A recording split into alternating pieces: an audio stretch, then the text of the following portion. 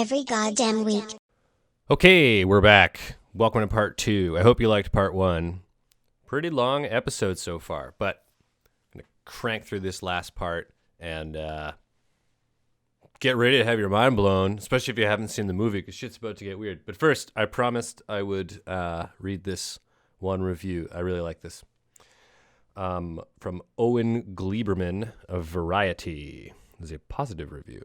He called it a down-the-rabbit-hole movie, at once gripping and baffling. No shit. Fueled by erotic passion and dread. Yeah. But also by the code-fixated opacity of conspiracy theory. Yeah, it does do that. But this is what the part I wanted to... Oh, yeah. This movie is impeccably shot and staged. Yes. With an insanely lush soundtrack. That's like Bernard Herrmann meets Angelo Badalamenti on opioids. Cool. So, yeah, pretty good. Pretty good little sum up of sort of the movie. Well done. I mean, doesn't really tell you what it's about, but that's basically what you get. Especially that bit about Bernard Herrmann meets Angelo Badalamenti on opioids. That's such a crazy way of putting it, but it's so true. The Bernard Herrmann thing. I mean, I mentioned Psycho. He also did Taxi Driver or Citizen Kane. To go back to, yeah, he's a big deal. He did a lot of really huge. I mean, especially like the Hitchcock connection. Yeah, I get that. A lot of Hitchcocky sounding stuff in this. And then Angelo Badalamenti, who did, Twin Peaks for one. He's David Lynch's guy. Yeah. So, and then the opioids thing. I don't know. I just thought that was a funny way of putting it. Go listen to the soundtrack. Even if you don't give a shit about the movie, go listen to the soundtrack. You fuck. Sorry, I'm thinking about Taxi Driver now. You listening to me? Okay, so let's finish this. Motherfucker. I'm not done with this. Here we go. Watching Titty Lady. No, we're not there yet. Okay. Here's where we are. Calls Alan. Yes, he calls his friend Alan, always sunny guy, about getting in touch with Jesus. That's not really my thing. It's like, no, the rockstar guy. And this is in the trailer. He's like carrying the cereal box and he's talking on the phone and he's rapidly just zipping down the sidewalk. Andrew Garfield's adorable. He's look at him go. Like, hi, yeah, I'm okay. Yeah. Alan seems to be on coke. He's like, does one of these. It's just like, sure, just drugs. Don't think about where those drugs came from. Just do them. Don't think about what they're really doing to you. Feel good. Stay on the surface. Stay on the surface, everybody. Right? Alan is a good foil for him. A lot of these people are good, just sort of character foils for, well, yeah, I kicked my tripod. I had another espresso too. Now I'm kicking stuff. Okay. Anyway, so yeah, let's get on to the Jesus stuff. He goes to a party with Alan, and it's hot girls and chess. That's how he sums it up, basically. Some guy likes hot girls and chess, so he's got these hot girls everywhere, and they're playing chess. And he's playing some shitty chess against Alan in this pretty garden. I really like this, actually. There's these nice shots where it's just like flowers and bushes behind Andrew Garfield and creates a certain mood. It's a beautiful thing. And it feels like a classic movie, too. Just this, like, there's something magical and, well, I guess bourgeois and fancy about all this. But it's surreal, just the way everybody looks style-wise. I haven't really talked that much about the clothes and stuff, but it's just a bizarre mishmash, but it's really neat, and it just makes for a gorgeous movie. Yeah, visually this movie combines sort of familiar things and really, really weird things in a really cool way. Whatever. It's hard to describe some of this stuff visually, but whatever. Here you go. So he's looking around all these hot girls. He recognizes some of them. He's ignored by Balloon Girl. He sees Jesus, who kind of blends in with the ladies because he's quite feminine looking. He follows him to the bathroom, and you see a nice shot of his poop, Jesus' poop, and he beats the shit out of him. Why are you hitting me? He's such a wimp. Andrew Garfield is kicking your ass, dude. And your pants are down. And he's like, tell me about the songs. I know there's secret messages in your songs. But he didn't write any of his hit songs, it turns out. He only wrote the shitty ones because he's a talentless fucking idiot. Who knew? He was just told, look, here's some songs. You know, you have to put these on your record or else no more career for you. Fuck you. You're done. So naturally, yeah, he's like, yeah, I want a hit song and I want to keep having a career. So let's go. He doesn't know where they come from either. Great interrogation, good detective skills. You're not Spider-Man, Andrew Garfield. You're Batman. He says, all I know is there's an important piece of music by the songwriter. It's an important piece of music by the songwriter. This makes Andrew Garfield's brain light up, and he goes, wait, songwriter? I heard a story about a songwriter from that hooker who's also at this party, this chess party thing. Well, so he goes up to them, and these three girls from Shooting Star, Balloon Girl, short-haired girl, and another girl that leads him. And this is interesting. It's like guy with three girls. That's really important. Guy with three hot women, three prostitutes. Generally, if you want to look at it like that, or three sex slaves. We'll get to that later. Three brides. You know, the thing with Jesus and all. You know, he's got his so-called brides. He just has a little harem, just a little harem, a tiny little three-girl harem with you in the middle. Tough guy, cool guy. Yeah, it's fun. Just that form keeps showing up, and right here, it's just Andrew Garfield being led along by these girls, and they lead him to the right neighborhood from her story, so he can go find the songwriter. And he turns to Balloon Girl and he's like, oh, you're from Shooting Star? I didn't know that you were ever an actress. I thought you were just like a hooker and you danced at parties or whatever. And this is the really dark thing I was alluding to earlier. She says, I was on a soap opera from the ages of 5 to 6 months. That makes it sound like she was like sold into slavery. It's like Hollywood bought her, you know? It's a big thing, just in this little line. She's like, yeah, I was in a soap opera from 5 to 6 months. That's what she says, right? She not 5 to 6 months. Why would she say that? No, from the ages of 5 to 6 months. She was a baby, so it's like the Truman Show. You just sold to a corporation, or real life, you're a slave. Fuck, and there is a little bit of suspenseful music here. Yeah. So it's, it's just, I don't know. There's a bunch of little things that I feel in my gut in this one, in this whole movie that I can't intellectualize quite and express quite properly, maybe just yet. But the same, I didn't like that one of Jesus's brides, or the Brides of Dracula, doing her solo show. Everything about her made me like, it's not like I'm thinking really hard and coming to the conclusion that there's something wrong. It's like a visceral thing in my stomach. And is there a lot of espresso and coffee and stuff in my stomach right now? Yeah.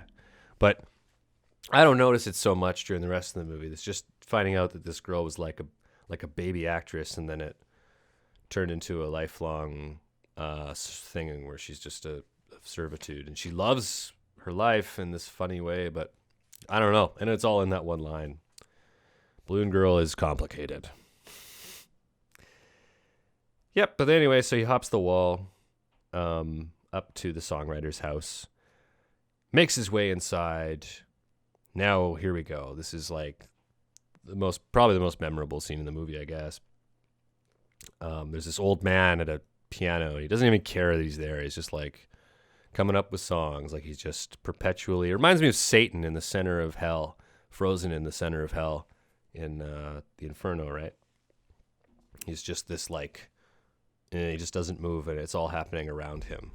And it kind of feels that way with the songwriter. However, he's not at the top. He's not like the king of everything. He's passed messages. People give him messages, and he puts them in the songs, but they're hidden. Yeah.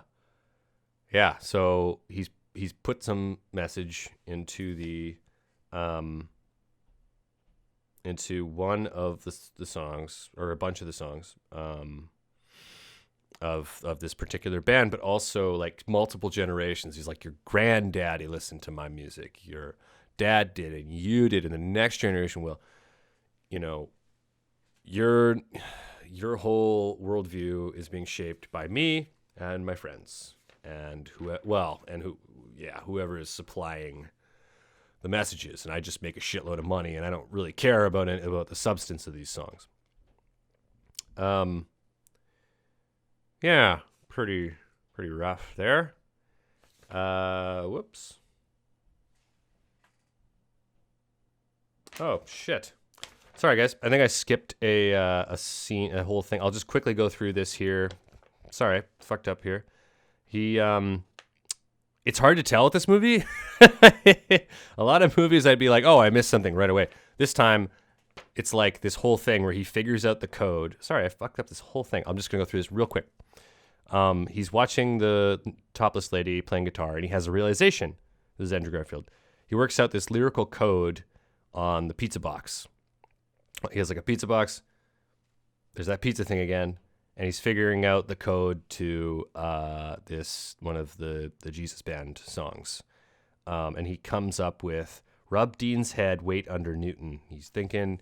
He goes to the James Dean statue nearby, and there are all these like statues. He's all on his own. It's at this like kind of park area, and he's like, so he goes up to James Dean and rubs his head, and he goes to find these statues. He's like Copernicus, Galileo, and he finds Newton, and he sits underneath or chills underneath, and the homeless king appears. The homeless king is a homeless man who wears a crown and like a robe thing. He makes him blindfold himself, leads him through this park. There's like people just having birthday parties and stuff. Because some people don't realize this about themselves, but you don't have a good smell about you. I like that.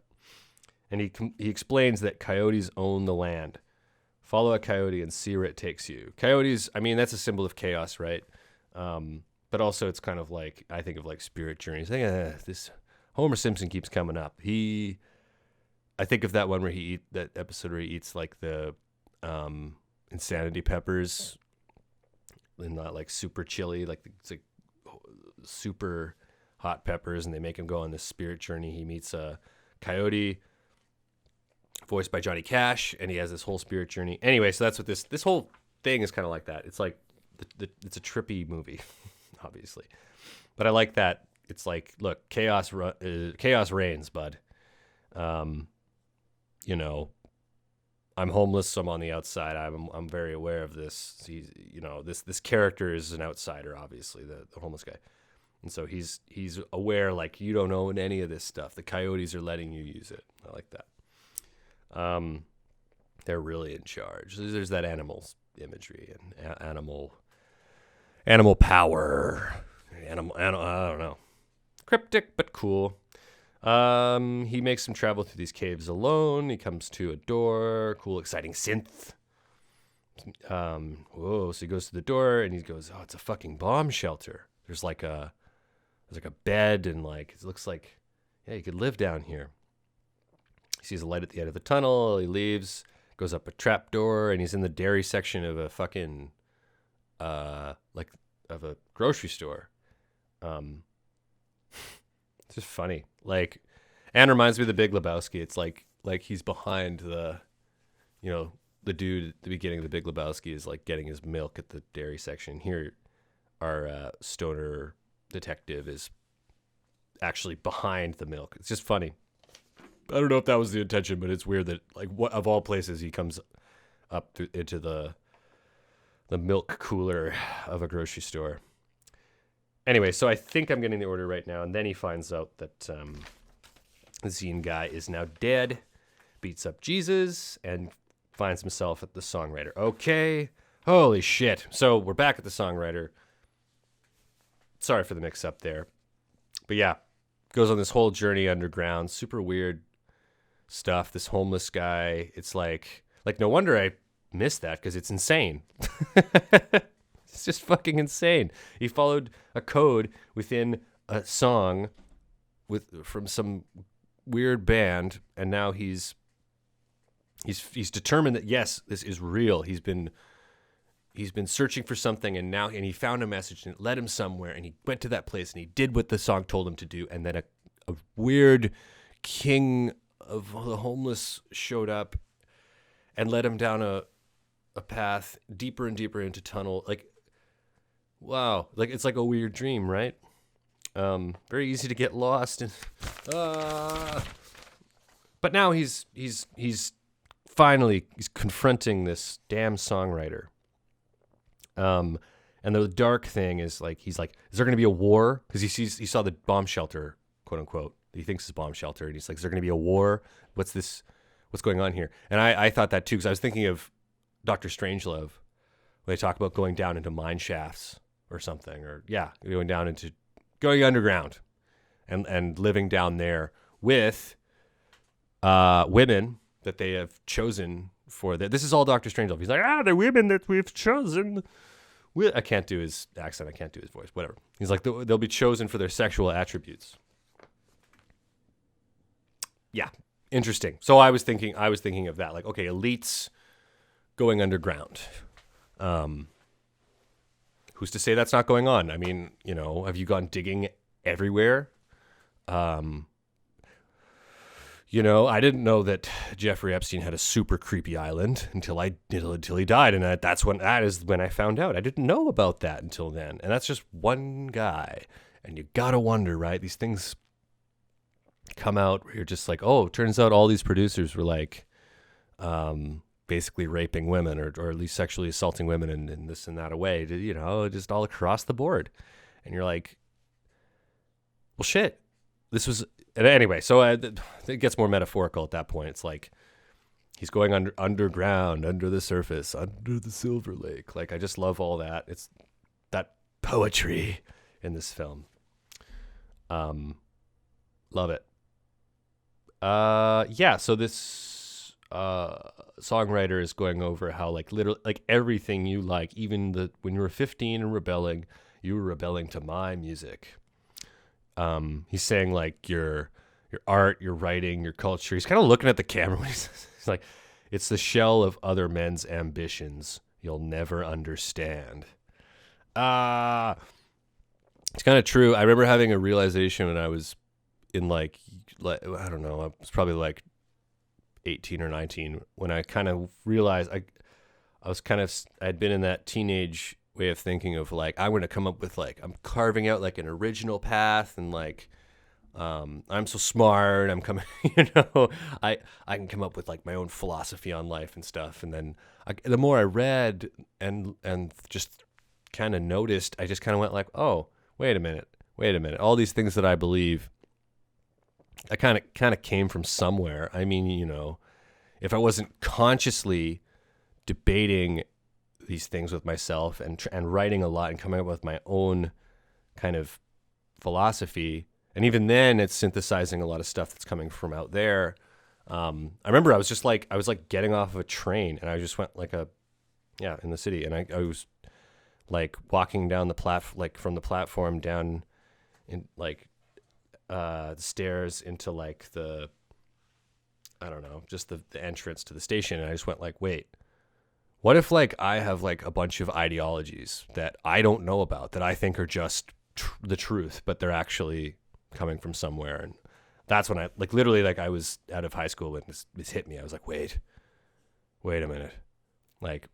Free will is great, and I recognize that I know that I've collected certain beliefs from here and there, but how many do I have any original thoughts? It just boom hit me all at once, And here he's saying like, look, you think of yourself as this like grunge rebel, whatever, you this conception of yourself.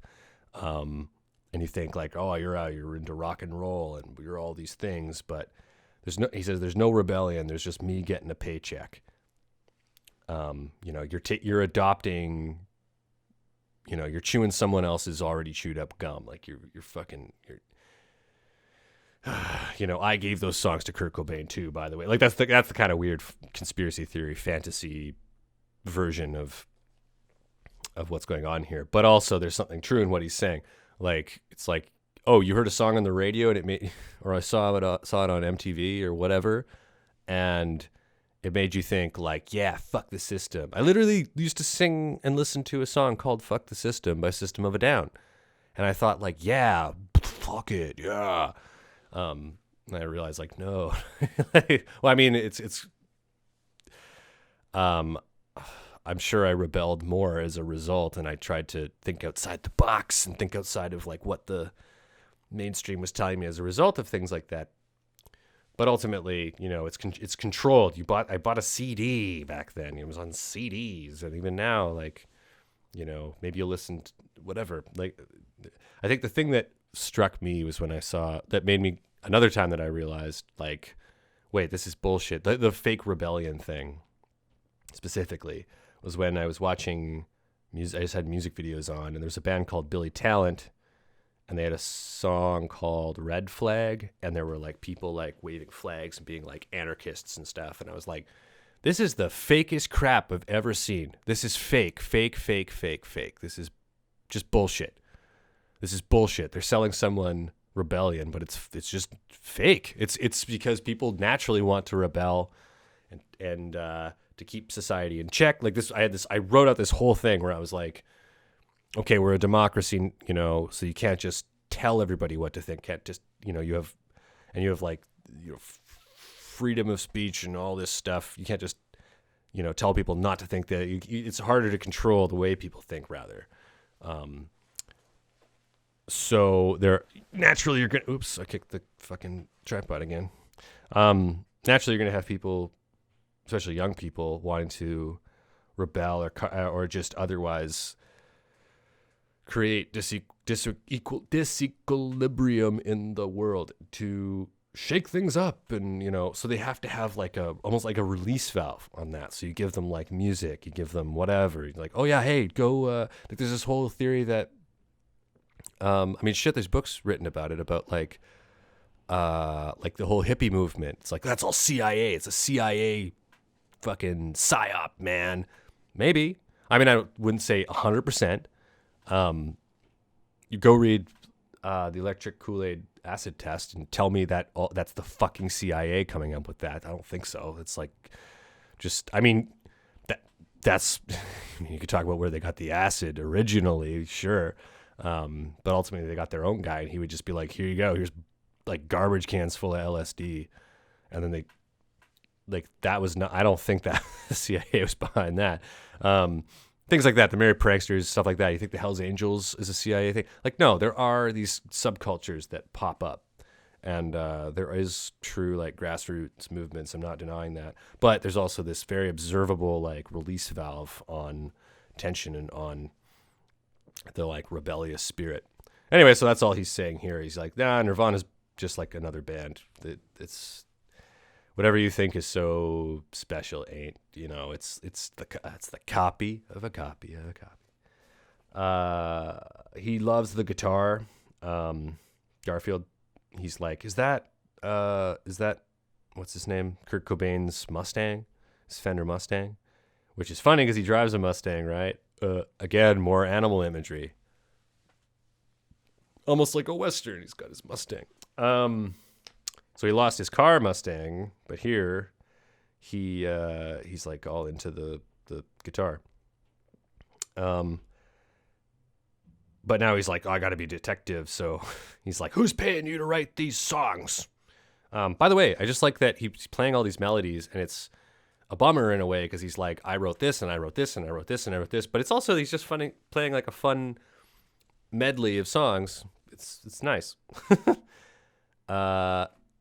Yeah, but then when Garfield starts getting serious about like, tell me the truth, he pulls out a gun and starts shooting at him from the piano bench. And Garfield's running. He's like, oh shit, I'm gonna get shot. Then there's this great shot of him with the guitar, with the Kurt Cobain guitar, and does the best thing ever where he just kills the guy with it, and the camera's spinning around him. I mentioned the camera doesn't do a whole lot of fancy shit in this. It's very subtle for the most part, but here it's like Michael Bay, like spinning around him while he's like, just beating this old asshole to death. Like guitar to the face and just blood fucking everywhere. Pretty cool. And he takes the gun. There's another cool shot where he takes, after he's killed him, he takes his gun off of like a polar bear rug or something. It was like a white fur with like blood everywhere, and bloody hand, bloody fur, bloody floor, bloody gun. Just picks it up. Pretty cool. Good shot. After this bloody murder scene, you get a shot from, I like these movies within the movie where it's like, you're next. And this guy is going like, they're coming, you're next. Paranoia, baby. Paranoia in the media. You know, this movie's like, this movie's like a release valve for paranoia. Because like, I watch it, you can hear how crazy it makes me. I'm not emotionally over the top, but like psychologically, if I think too much about it or if I talk too much about it, as I am, then you get to go to a fun, paranoid, schizophrenic place. And I'm using these terms lightly, but that's what you get to do in a nice, safe way. So it's kind of drawing attention to that. It's like, this movie is media too. And like this is just the connection I'm making, anyway, I hope what I'm saying makes a little bit of sense. On that whole release valve thing of like, okay, what do these consumer assholes, need? What do these cattle, what are they going to do? What's a danger when it comes to these guys?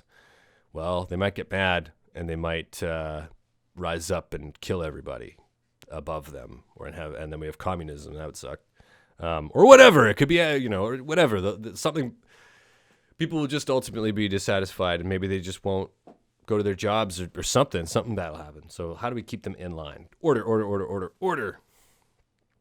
Well, give them a little outlet. Punk rock. Bring punk rock back in like the most safe, shitty way possible.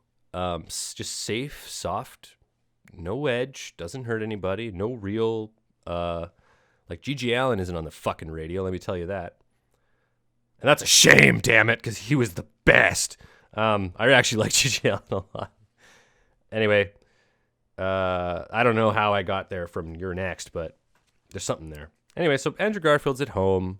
He spends a lot of time just hanging out at home. It's like, meanwhile, like, how many days does he have left before he's kicked out? Interesting. There's a storm outside. It's been sunny this whole time. Dark inside. And he's got a gun. It's just, we are in like full-on film noir gold here. It's fucking great. But who's there? The Owl's Kiss.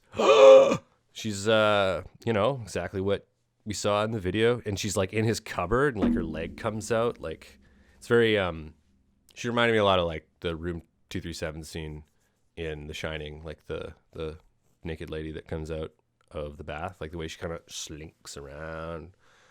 It's like, I see what you're doing there. Pretty cool. So he runs off. Naturally, get the fuck out of there. Cool shot of him looking in a drawer. All right. Apparently, it didn't stick with me, but okay. Cop knocks on door to evict him. Yes.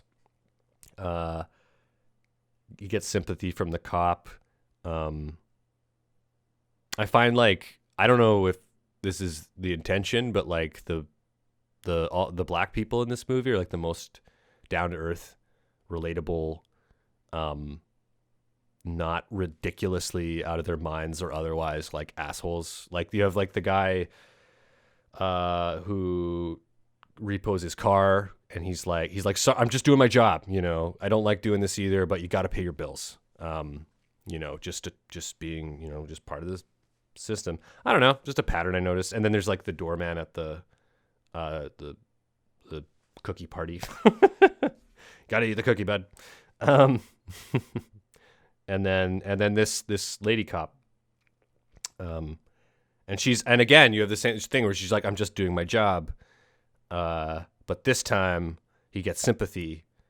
It's not too late. And she's like, look, one more day, but if I have to come back, I'm not going to be the nice person that I am right now. And the landlord's just like, no, kick him out right now. I'm bald. She's like, I'm handling this. You shut the fuck up. Doesn't say that. But she's like, no, we'll give him another day. Yeah, and it's funny because it's like a relief when he sees like a cop and his landlord kicking him out. He's like, oh, thank God. I thought it was something much scarier.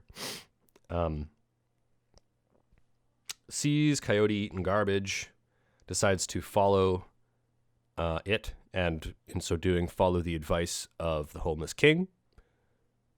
Basically, I love like homeless people with like a persona, like a character, or like, yeah, I don't know. Like I know one who's a cowboy, and like it's just, I don't know. Like there's someone who seems like they're kind of, if you just talk to them for a minute, like they might even seem like emotionally and mentally stable. But then I'm like, you're dressed in like the craziest outfit I think you could have, and it's like a theme. It's I don't know. It's just a trend I've noticed. So when I saw the homeless king, I was like, yeah, of course you're the fucking homeless. And he was like, yeah, I'm the homeless king. Yes, I am. Let's get proud of it. Sure. It's just something, there's something kind of true to life, but also out of this world about the homeless king. I love him. And, he's in a band. Is he the Jesus Lizard guy? I don't know. It's hard to tell. I'm not even sure what those guys look like at this point. But yeah, he's in a band. Okay, I think it's the Jesus Lizard.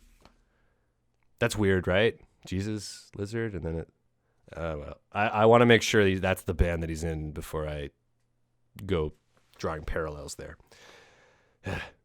Anyway, so it leads him to a party where a girl likes his shirt. He's just wearing a shirt, like a t-shirt. It'd be like if someone said they like this, a wife beater that I have here. It's just like, you like his shirt? Okay. Everyone's dressed kind of nicely. It's like a fancy party.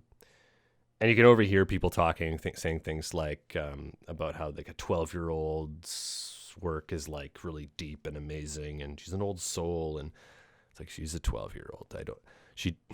Come on. Like there's so much going on there where it's sort of like, okay, how hard and how like profound is this work that she's doing if, she's 12 and she's kicking everyone's ass at it? Or is she really a prodigy at this? I think she's a director or something. I feel like this is kind of a bitter movie. Like there's a bit of not exactly sinister attitude behind it, but at least like a bitterness or like maybe a little resentment. It doesn't feel like the healthiest movie. Anyway, so he sees Millicent Sevence looking at a Janet Gaynor painting. That's weird. Oh yeah, he reveals that he knew one of the girls that was with her dad, because he did, and she's like, she wants to know more. Walks them outside at night. They have a run-in with a homeless guy. Andrew Garfield says something about how he hates the homeless. They're all mean. He says they're like ghosts on the outside watching everybody, and I'm like, that's us. We're the audience, we're the ghosts. There's something there, kind of fun. There's a lot of layers. You could analyze what the hell he means by that all day, but just thought it was neat. He wakes up at home naked. Sorry. Jeez, they go swimming. She has a bracelet on with like chess moves on it and some other stuff. And then she gets shot. Shit. Under the water. And then she looks like the Playboy from his, pretty cool connection there. That's what I mean. It's like there's little things connecting everything in this movie. Nothing feels like free floating. It all ties in the big, like, Always Sunny Pepe Sylvia insanity board of connecting yarn. It's dope. He wakes up at home naked, gets out chessboard, time to do some more figuring shit out. No pizza boxes this time, but we're going to figure out a code because it's worth doing, because last time it totally paid off. Let's go. Can you imagine what that'd be like if you were like just going down a rabbit hole and then suddenly you figured out something like you're like, there's actually a code? What the fuck? Like you'd go nuts. You would do everything that he does in this movie. Well, maybe. Anyway, so he's got the chessboard, and then it says NPM1, I think. And he's Googling, and he's trying to figure it out. And he figures out, finally, without using the stupid internet, that it's Nintendo Power Magazine issue 1. Of course, and it must be intended for him, because he has that. He pulls out the centerfold of that, which is kind of funny with the whole Playboy thing. You can see like a little Link illustration. It's nice. I got nostalgic looking at this. I love Nintendo Power. I love it. I want to play video games right now. Yeah, and he cracks the code inside by doing a layout that's like a chessboard grid where he's going like H6 to G4, and it makes this funny path. And he's like, what the fuck is that? But then he remembers the cereal, opens the box, pulls out the prize. It's a map that's like semi-transparent, and it's the same fucking shape as the little centerfold thing, and it fits right over top. And it leads from where he just was, the reservoir, to and kids are playing Marco Polo outside. I thought that was interesting, because they're in the water. He was just in the water, and at the reservoir, and they're playing Marco Polo. It's like, you're blind and you're trying to, find someone, right? Yeah. So, So it leads from the reservoir he was just at to Mount Hollywood, and of course, again, uses the internet and the satellite on Google Maps. It's like blanked out. It says like not available. He's like, what's there? I have to know. Sorry, I want to make sure I don't read things out of order again.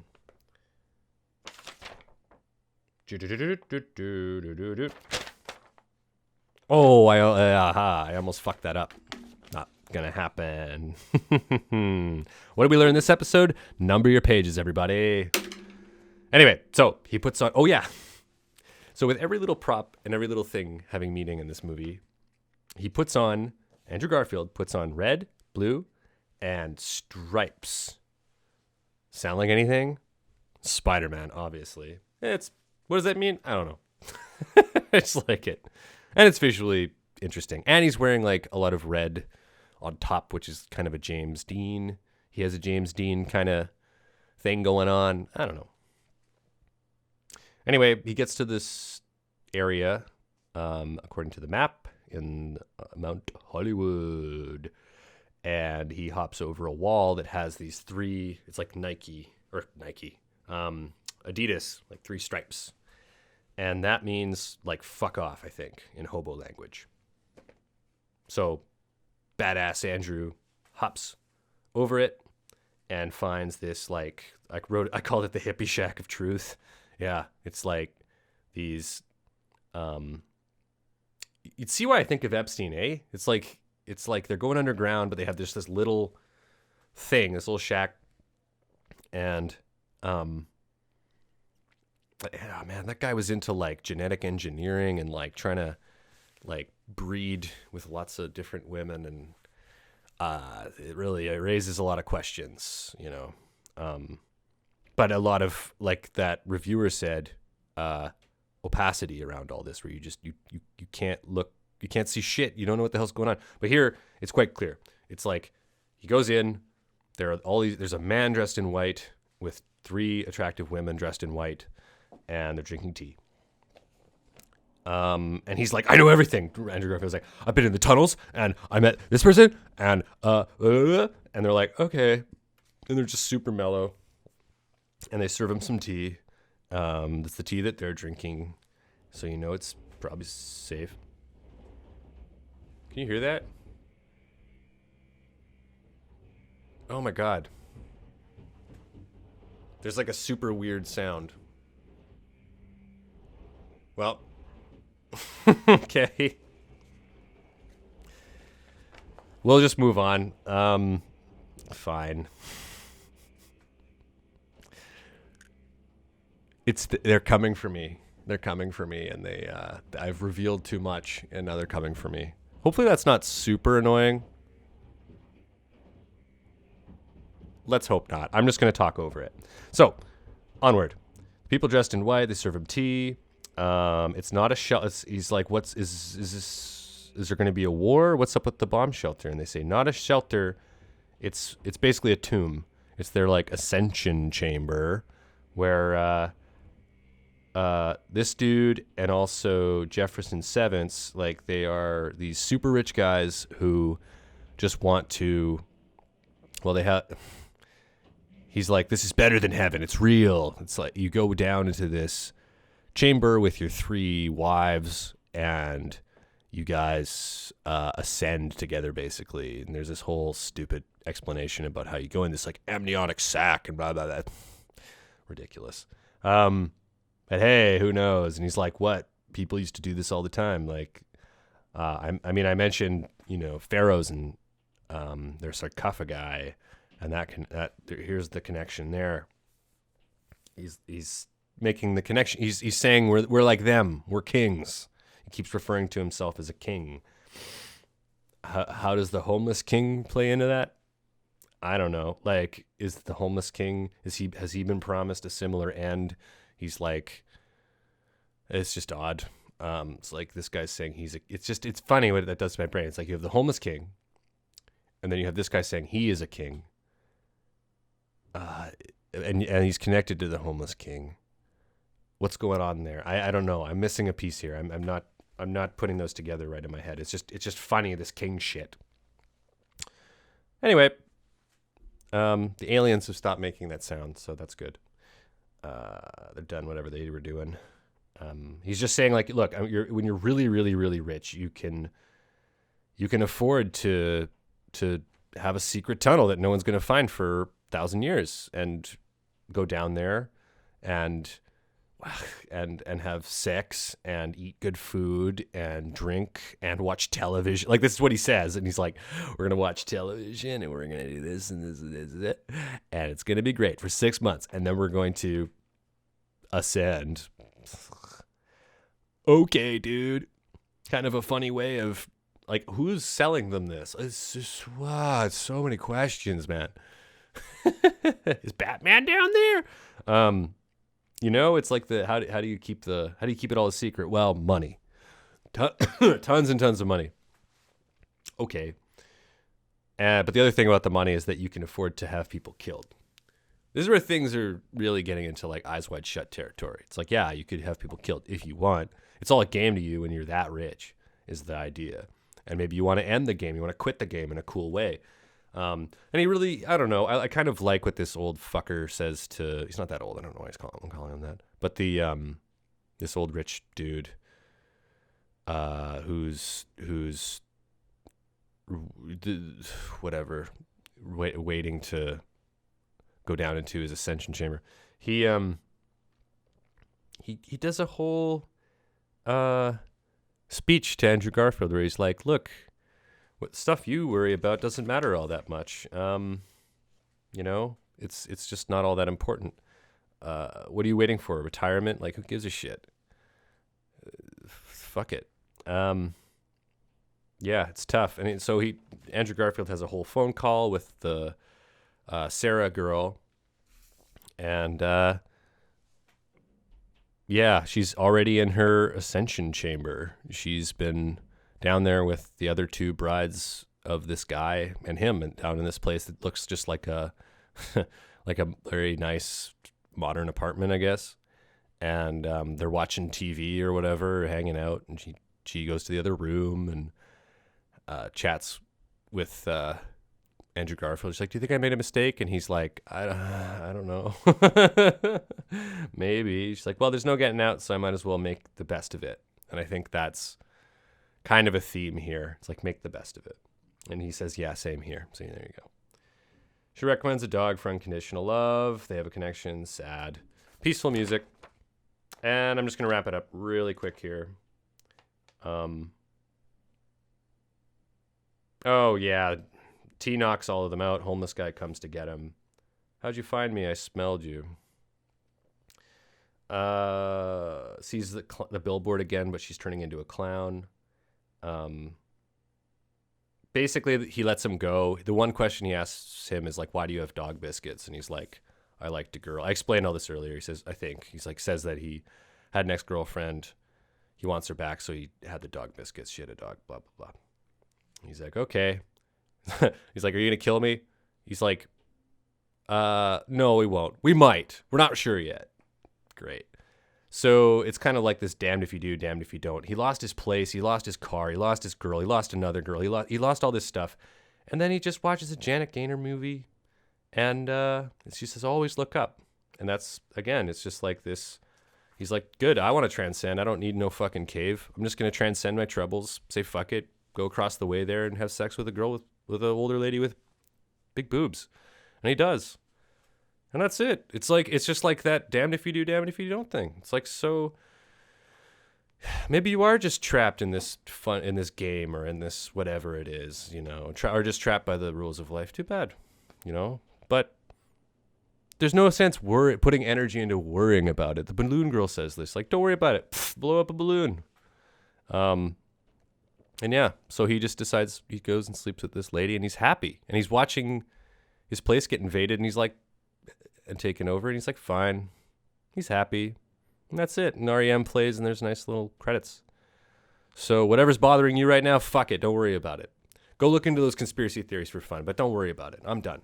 Thanks. My camera's about to die, so I'm going to end this episode now. Part 2 is a little shorter than part 1, obviously, but fuck it. Who cares? Haven't figured out what to do for next episode, so we'll see. Anyway, I really love this movie. If you have any thoughts on it, let me know. Leave a comment. Send me an email. Whatever. Holla at me. Follow me on Instagram. Like this video or, mainly just share this if you think it was cool. Sharing this movie was really fun, and it was the reason I wanted to talk about it. So now I'm sharing it with you. And share this movie with people. Share this podcast with people. And go have sex. Bye. Thanks for listening. Bye.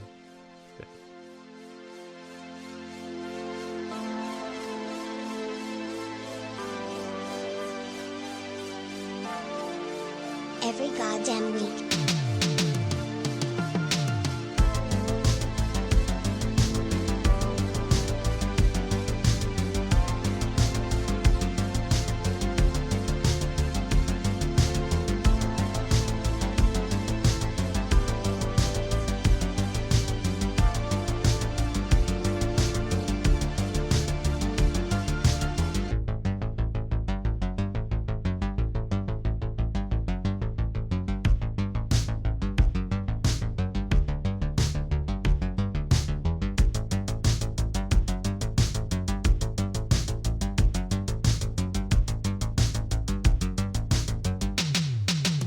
Every goddamn week.